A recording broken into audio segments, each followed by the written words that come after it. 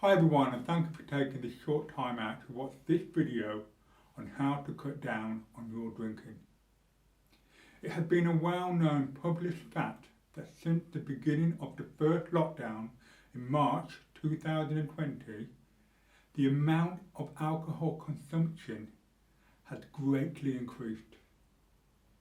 The national average is more than a fifth.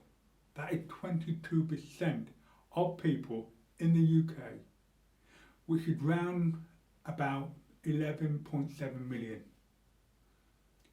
According to Public Health England, the number of deaths in England caused by drinking increased by 20% in 2020 compared with 2019.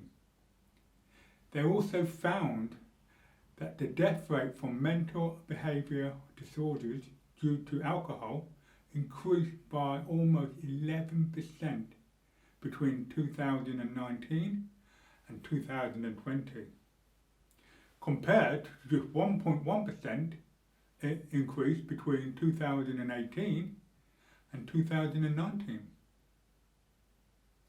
Heavy drinking thankfully doesn't necessarily mean death for everyone.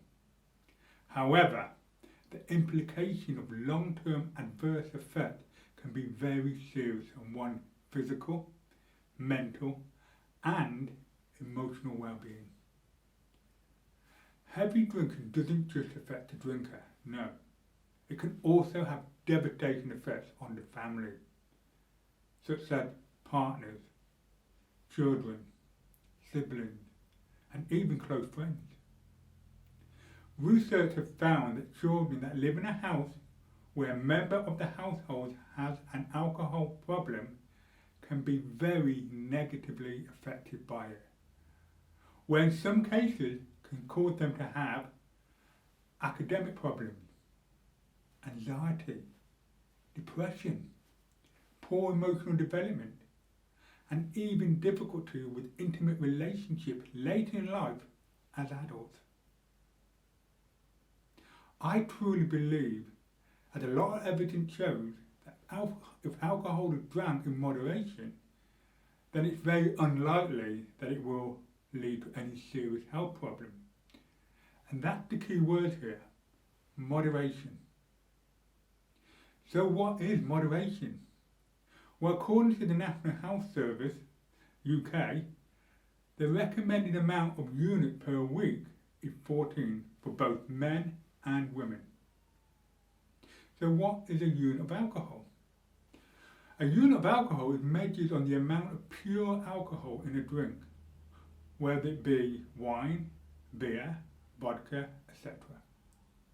For example, in an average pint of beer, strength of 5.2%, there is 3 units. A large glass with average strength wine of 12% is also 3 units. And a single shot of spirits is 1 to 1.4% units. Take a look at the following picture of the amount of units per drink. Now on the other side of the coin, there is evidence that some red wines are good for the heart. Some research done back in the 1970s found that French people were less likely to have heart disease than other populations, despite eating more saturated fat. There was a clear relationship between lower levels of heart disease and wine consumption. This came to be known as the French paradox, a conundrum which scientists are still untangling today. However, as I said, moderation is the key word here. So if you feel you are drinking more than what is the recommended unit per week, then I have 7 tips that could help you to cut down to a level that is more healthier for you as well as those you live with. My 7 tips are: number 1, acknowledge that you are drinking too much and that you and you only can change this. Remember, you are responsible for your own drinking, no one else. By acknowledging to yourself that you are drinking too much, you are taking the first important step to being able to change this. Number 2, create a time frame of when you are going to have a drink and decide on what your limit is going to be for each week. This too is an important step because you are setting up a time frame within the week of when you will have a few drinks and, more importantly, when you won't be drinking. Plus, you are setting yourself a limit of how much you will drink at these times.